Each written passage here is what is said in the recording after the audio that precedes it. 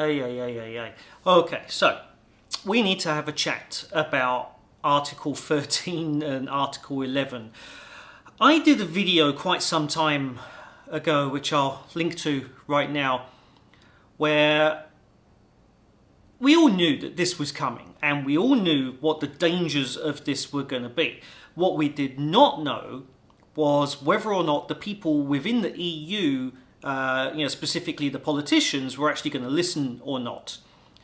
Whilst millions of people did speak out, it just wasn't enough.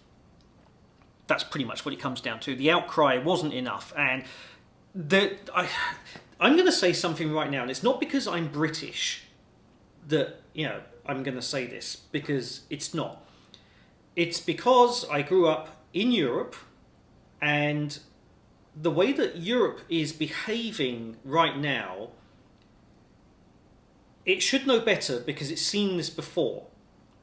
When people are trying to exact a control over the citizens in a way that is not good for the citizens, you have to question what the motive is. You have to remember that there are three stakeholders here.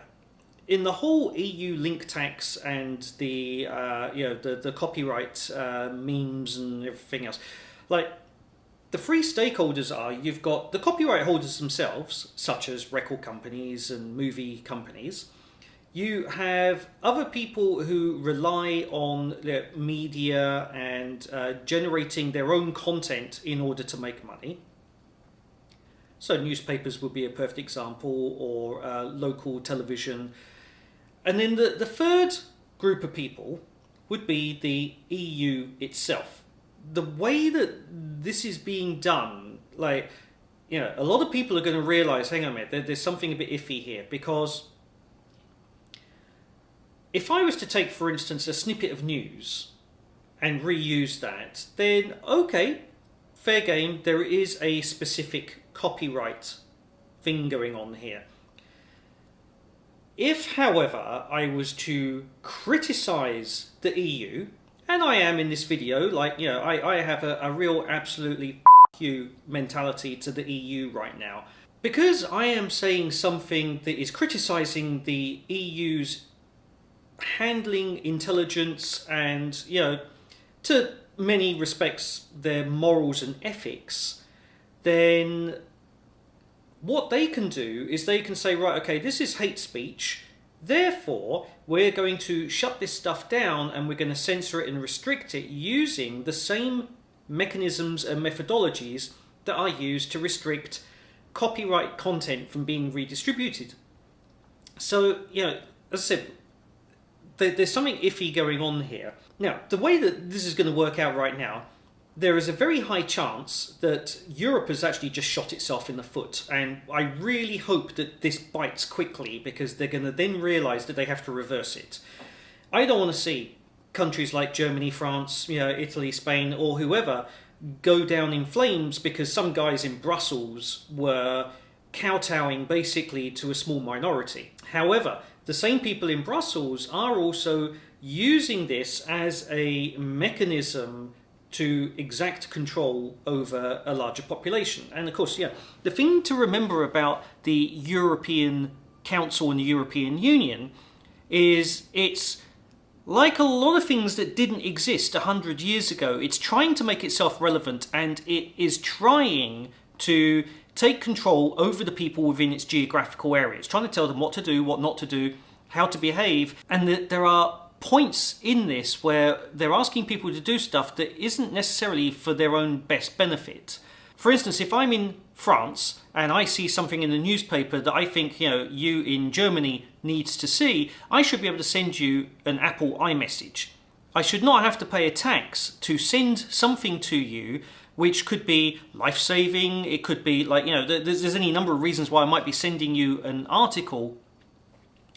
And basically the EU is like, no, you can't do that now because we want to restrict basically the sharing of information outside of you visit that website. And of course each country can block people outside their own geographical area from visiting that website. Yeah, how many times have you ever tried going to the BBC iPlayer, for instance, to watch something? Like, you can't even buy a license in Canada to watch English content because of licensing deals with other people in other countries. So, yeah, this is, at this point, this has nothing to do with technology. This is everything to do with moolah, right? And it's the same thing with what the EU is now up to, but the subcontext of this is that those same mechanisms can be used to control the narrative, basically, across populations. So, perfect example would be the migrant crisis. You know, the EU created a migrant crisis, and then anybody that stands up and tries to notify people of what's really going on and what's being written about it, well, they've just basically shut down those channels. So, yeah, this is what I really dislike the EU because of this. So anyway, here's what I think is going to happen. The politicians, because they voted to try and push something through in law, which is actually technically impossible to do. I mean, YouTube alone has something like 300 hours worth of content uploaded per minute.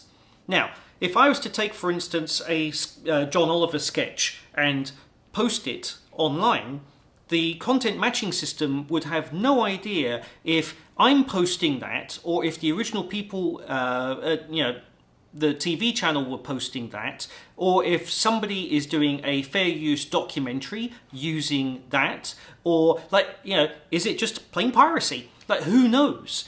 But the technology does not know how to handle the context. So that basically means that if it's liable that YouTube would get sued if somebody uploaded a piece of copyright content, the simple solution here is just basically ban that content from ever being shown in the EU. And, well, pretty much just shut down Google in the EU, shut down YouTube, shut down anything that allows people to share ideas and information. Well, that basically then puts anybody in the EU at a technological disadvantage compared to everybody outside of the EU. In theory, they've just become more censored in the EU than China is. Like, think about that for a second. Like, this is nuts. This is absolutely craziness. So, anyway, I'm going to leave you with that to consider and think about. Like, it's going to be interesting to see how this unfolds, because now over the next 2 years, basically each country has to enact this and enforce it. And at least from a technological level right now, people such as YouTube, who are arguably at the top of the pyramid of possible people in humanity that could even come up with the AI to be able to handle this, they can't do it. So who is? Like, I don't know how this is going to work, but it doesn't bode well, especially for anybody inside the EU. Anyway, I'm going to leave it there. If you like these, thumbs up. If you don't, thumbs down. If you want to see more, hit subscribe, and I'll speak to you soon. Bye.